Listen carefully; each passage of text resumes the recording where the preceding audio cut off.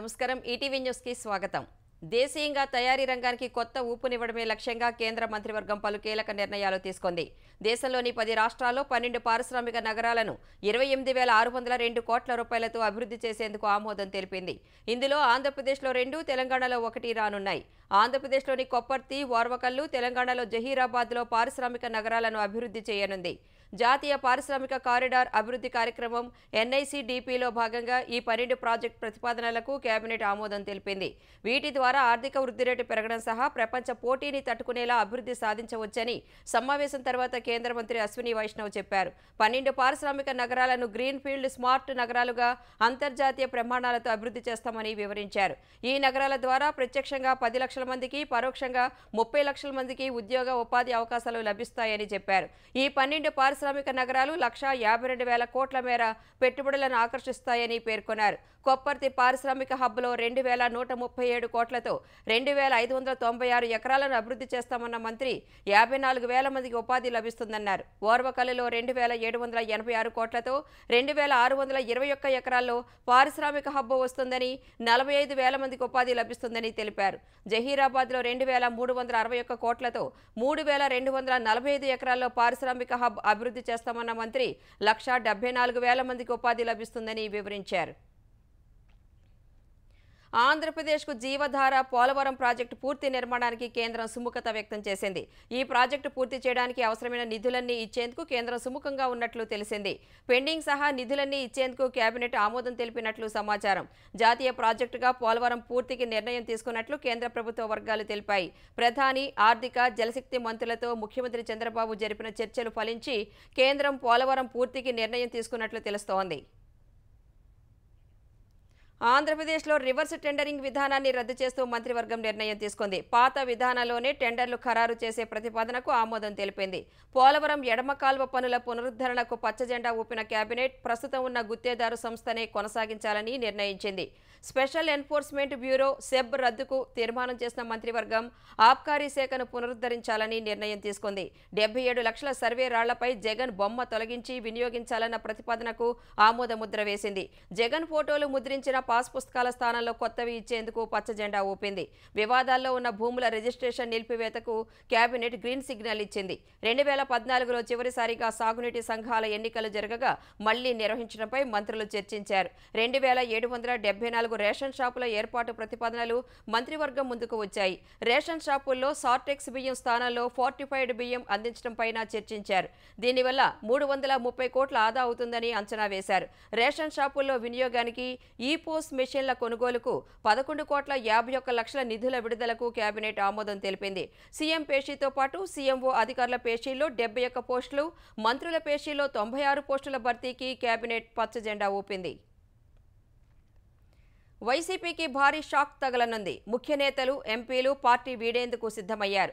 రాజ్యసభ సభ్యత్వానికి మోపిదేవి వెంకటరమణ, బీదా మస్తాన్రావు రేపు రాజీనామా చేయనున్నట్లు సమాచారం. ఢిల్లీ బయలుదేరిన ఇద్దరు నేతలు రేపు రాజ్యసభ చైర్మన్ను కలిసి రాజీనామా పత్రాలు ఇవ్వనున్నట్లు తెలుస్తోంది. అనంతరం వైసీపీ ప్రాథమిక సభ్యత్వానికి రాజీనామా చేయనున్నట్లు సమాచారం. ఇద్దరూ త్వరలోనే తెలుగుదేశం పార్టీలో చేరే అవకాశం ఉంది. మోపిదేవి, బీదా మస్తాన్రావు బాటలోనే మరికొందరు ఎంపీలు ఉన్నట్లు సమాచారం. వైసీపీలో ఎదురైన అవమానాలు, జగన్ ప్రజా వ్యతిరేక విధానాలతో విసిగిపోయి ఆ పార్టీ వీడుతున్నామని నేతలు అంటున్నారు. మరికొందరు ఎంపీలు బీజేపీలో చేరేందుకు సిద్ధమైనట్లు తెలుస్తోంది. ఇటు వైసీపీ ఎమ్మెల్సీ పోతుల సునీత తన పదవికి రాజీనామా చేస్తూ శాసనమండలి కార్యదర్శికి లేఖ అందజేశారు. తెలంగాణలోని చెరువుల, ఎఫ్టీఎల్, బఫర్ జోన్లలో ఎవరు నిర్మాణాలు చేసినా కూల్చివేస్తామని సీఎం రేవంత్ రెడ్డి స్పష్టం చేశారు. సచివాలయంలో మీడియాతో ఇష్టాగోష్ఠి మాట్లాడిన రేవంత్ రెడ్డి సిడబ్ల్యూసీ సభ్యుడు పల్లంరాజు నిర్మాణాన్ని హైడ్రా మొదట కూల్చివేసిందన్నారు. జన్వాడ ఫామ్ హౌస్ లీజుకు తీసుకున్నట్లు అఫిడవిట్లో కేటీఆర్ ప్రస్తావించలేదన్నారు. తమ కుటుంబం ఎక్కడైనా కబ్జాలు చేసినట్లు కేటీఆర్ చూపిస్తే తానే దగ్గరుండి కూల్చివేయిస్తానని రేవంత్ స్పష్టం చేశారు.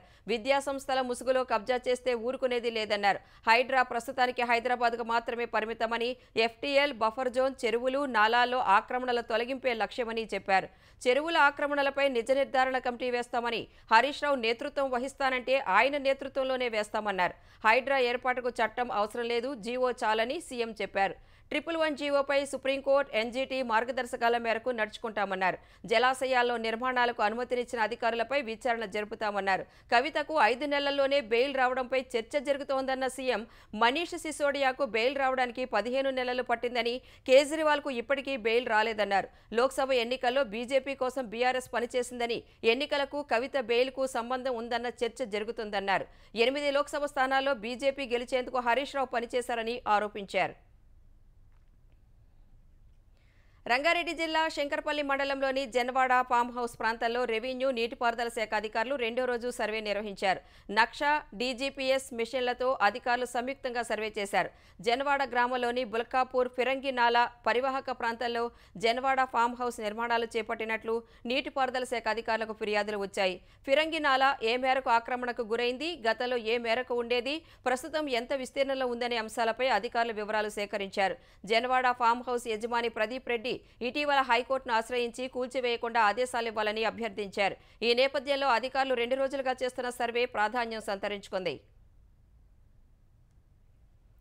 బీఆర్ఎస్ ఎమ్మెల్యే మర్రి రాజశేఖర్ రెడ్డికి చెందిన ఎంఎల్ఆర్ఐటీ ఏరోనాటికల్ ఇంజనీరింగ్ కళాశాలలకు ఇచ్చిన నోటీసులపై వారం రోజులు ఎలాంటి చర్యలు చేపట్టవద్దని హైకోర్టు రెవెన్యూ అధికారులను ఆదేశించింది. ఈ వారంలో రెవెన్యూ అధికారుల నోటీసులకు తగిన వివరణ ఇవ్వాలని 2 కాలేజీల యాజమాన్యాలకు స్పష్టం చేసింది. దుండిగల్లోని చిన్న దామెర చెరువు, ఎఫ్టీఎల్ బఫర్ జోన్ పరిధిలో నిర్మించిన భవనాలను తొలగించాలని ఈ ఉదయం ఎంఎల్ఆర్ఐటీ ఏరోనాటికల్ ఇంజనీరింగ్ కళాశాలలకు రెవెన్యూ అధికారులు నోటీసులు జారీ చేశారు. చిన్న చెరువులోని 405, 482, 486 సర్వే నెంబర్లలోని 10 ఎకరాలు ఆక్రమించి శాశ్వత భవనాలు, షెడ్లు నిర్మించారని, పార్కింగ్ కోసం చెరువులోని కొంత భాగాన్ని పూడ్చారనే ఆరోపణలు ఉన్నాయి. ఇందుకు సంబంధించి గతంలోనే నోటీసులు ఇవ్వగా ఎంఎల్ఆర్ఐటీ కళాశాల యాజమాన్యం హైకోర్టు నుంచి స్టే తెచ్చుకుంది. ఆ సమయంలో ఆక్రమిత ప్రదేశాల్లోని కొన్ని నిర్మాణాలను కూల్చివేశారు. ఇప్పుడు హైడ్రాకు ఫిర్యాదులు అందగా రెవెన్యూ, నీటిపారుదల శాఖలు నోటీసులు ఇచ్చారు. ఈ నోటీసులపై ఎంఎల్ఆర్ఐటీ, ఐఏఈ యాజమాన్యాలు హైకోర్టుకు వెళ్లగా వారం రోజుల వరకు 2 కాలేజీలపై చర్యలు తీసుకోవద్దని ఆదేశించింది. ఈ వారంలోపు తహసీల్దార్ నోటీసులకు వివరణ ఇవ్వాలని విద్యాసంస్థలకు సూచించింది. ఈ వివరణ విని చట్ట ప్రకారం తగిన నిర్ణయం తీసుకోవాలని తహసీల్దార్కు సూచించింది. 10 ఏళ్ల పాలనలో తెలంగాణ తల్లి విగ్రహం పెట్టేందుకు బీఆర్ఎస్ పాలకులకు మనసు రాలేదని సీఎం రేవంత్ రెడ్డి విమర్శించారు. 10 ఏళ్లలో తెలంగాణ తల్లి విగ్రహ ఏర్పాటు తెరమరుగైందని ధ్వజమెత్తారు. డాక్టర్ బిఆర్ అంబేద్కర్ సచివాలయ ప్రాంగణంలో తెలంగాణ తల్లి విగ్రహ ప్రతిష్టకు సీఎం భూమి పూజ చేశారు. డిసెంబర్ 9 నాటికి పనులు పూర్తి చేస్తామని తెలిపారు. నీళ్లు, నిధులు, నియామకాలు అనే నినాదంతో సాధించుకున్న తెలంగాణలో వాటిని సాకారం చేసేలా పాలన సాగిస్తున్నామన్నారు. ప్రగతి భవన్కు ప్రజాభవన్గా మార్చామని తెలిపారు. సర్వం తామే అన్నట్లుగా గత పాలకులు వ్యవహరించారని రేవంత్ రెడ్డి దుయ్యబట్టారు. సచివాలయం ముందు తెలంగాణ తల్లి రాజీవ్ గాంధీ విగ్రహం ఏర్పాటు విషయంలో ముఖ్యమంత్రి రేవంత్ రెడ్డిపై బీఆర్ఎస్ కార్యనిర్వాహక అధ్యక్షుడు కేటీఆర్ మండిపడ్డారు. సామాజిక మాధ్యమం ఎక్స్లో ఈ మేరకు పోస్టులు పెట్టిన కేటీఆర్, సోనియా గాంధీని దెయ్యం, పిశాచి, బలిదేవత అన్నవారా రాజీవ్ గాంధీ మీద ప్రేమ వలకబోసేది అని ప్రశ్నించారు. దొడ్డిదారిన పీసీసీ అధ్యక్షుడై ఇవాళ రాజీవ్ గాంధీపై వలకబోస్తున్న కపట ప్రేమ అసలు రంగు అందరికీ తెలుసని కేటీఆర్ గుర్తు చేశారు.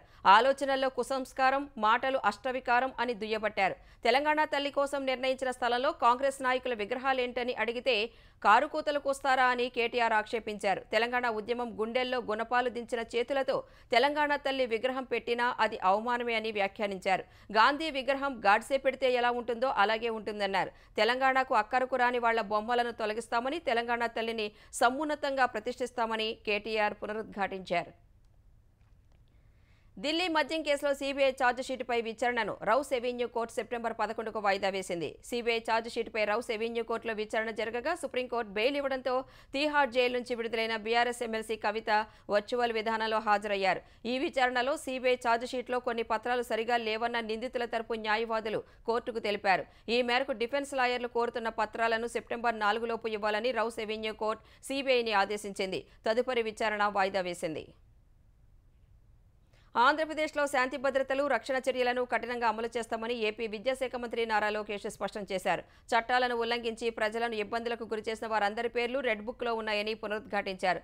మంగళగిరిలో శ్రీ లక్ష్మీ నరసింహస్వామి ఆలయ ముఖద్వారాన్ని ప్రారంభించిన లోకేష్, కూటమి ప్రభుత్వంలో ప్రజలు స్వేచ్ఛగా వారి సమస్యలు చెప్పుకుంటున్నారని తెలిపారు.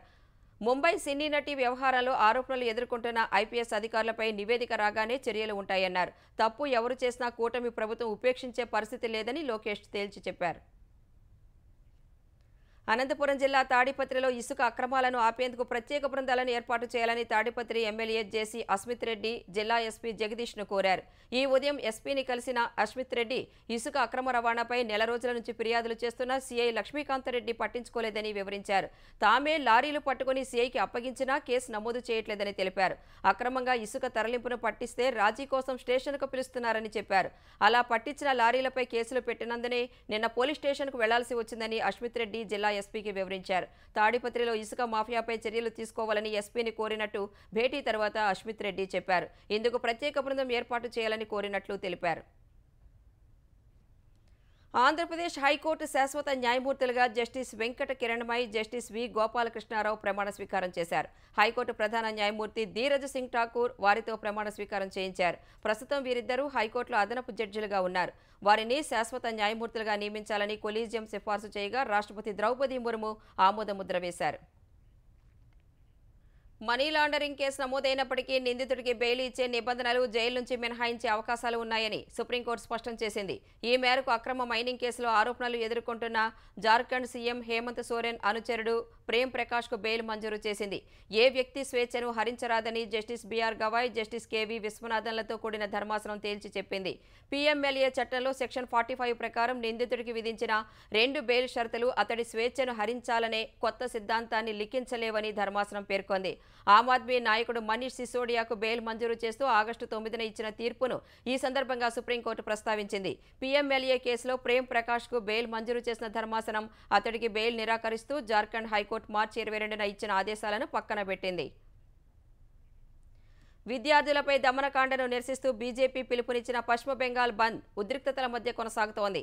ఉదయం 6 గంటల నుంచి సాయంత్రం 6 గంటల వరకు బంద్కు బీజేపీ పిలుపునివ్వగా ఈ ప్రభావం పాక్షికంగా కనిపించింది. పలు చోట్ల తమపై దాడులు జరిగాయని కమలనాథులు ఆరోపించారు.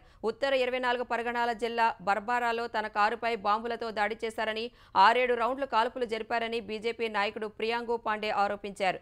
ఏసీపీ సమక్షంలోనే తృణమూల్ గుండాలు తనను చంపేందుకు ప్రయత్నించారని పాండే చెప్పారు.